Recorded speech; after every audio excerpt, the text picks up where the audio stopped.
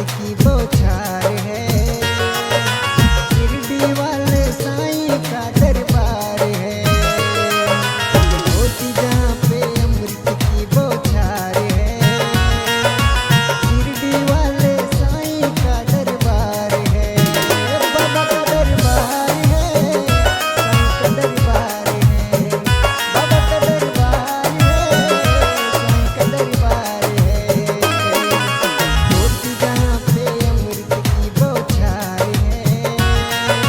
शिरडी वाले साईं का दरबार है।